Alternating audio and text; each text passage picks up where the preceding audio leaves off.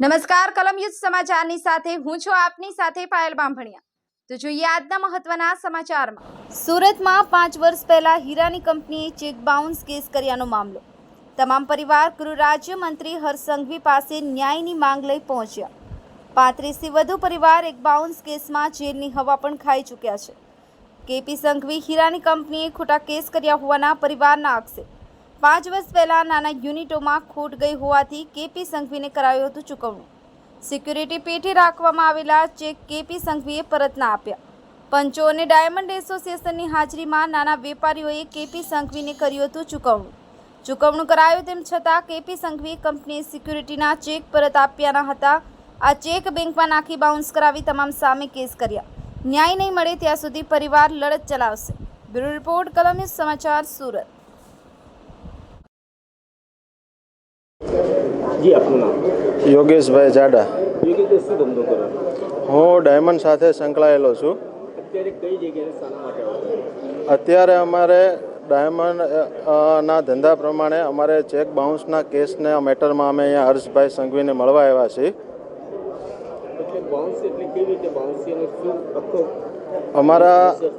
અમારા ધંધામાં, હીરાના ધંધામાં અમારે 2018થી 20માં જે અમારે ધંધાના નિયમ પ્રમાણે અમે જે નુકસાની કરી હોય તો એનું અમે ચૂકવણું અમારા હીરાના ધંધા પ્રમાણે ચૂકવણું કરીએ। ડાયમંડ એસોસિએશનની મધ્યસ્થીમાં અને પંચની મધ્યસ્થીમાં જે સમાજના અગ્રણીઓ હોય એના મધ્યસ્થીમાં અમે ચૂકવણું કર્યું હોય તો એ ચૂકવણા થઈ ગયા પછી પાછળથી અમારા હીરાના ધંધાને પ્રણાલિકા પ્રમાણે કોઈ પાછળથી અમારે કેસ કે ઉઘરાણી કરી શકે નહીં એવો અમારો ધંધાનો રૂલ્સ નિયમ બનાવેલા છે। 40-50 વર્ષથી અમારા ધંધામાં રૂલ ચાલી આવે છે। તો કેપી સંઘવી કીર્તિભાઈના જે અમારે ચેક એને અમારી પાસેથી સિક્યુરિટી પેટે જે લીધા હતા એ ચૂકવણા પછી અમને બધાને ભોળવીને એને ચેક બાઉન્સ કરાવ્યા અને અત્યારે અમારા 27થી 28 પરિવારના કેસ ચાલુ છે કોર્ટમાં અને 2 જણાને જેલ પડી છે અને અમુકને જેલ પડવાના 1-2 મહિના નજીકમાં છે। તો અમે હર્ષભાઈ સંઘવીને રજૂઆત કરવા આવ્યા છીએ કે અમને આમાંથી કોઈ પણ રસ્તો કાઢી આપો જેથી કરીને આ બધા પરિવાર દુઃખી થાય છે અને અત્યારે કોઈ પણ ધંધો નથી। અને ડાયમંડ એસોસિએશનમાં અમે જ્યારે બધા ગયા તો diamond association KP Sanghvi Kirtibhai પાસે ગયા મળવા એ લોકો, ડાયમંડ એસોસિએશનના પ્રમુખ અને એની કમિટી।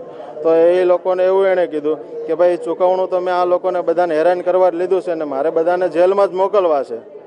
તો હવે અમે જેલમાં જઈએ તો અમારે પાછળ અમારા પરિવારનું, છોકરાનું, બધાનું ભરણ પોષણ કોણ કરે? તો એના માટે અમે હર્ષભાઈ સંઘવીને રજૂઆત કરવા આવ્યા છીએ કે અમને તમે આમાંથી બહાર કાઢો। કોઈ પણ બધા અગ્રણીઓ, રાજકીય અગ્રણીઓ, સામાજિક અગ્રણીઓ બધાને અમે આવેદનપત્ર આપ્યા છે। Collector office, commissioner office, CM office બધી અમે આવેદનપત્ર આપ્યા છે। એટલે હવે અમે કેટલા પરિવાર છે આશરે? આશરે 30થી 35 પરિવાર છે આમાં।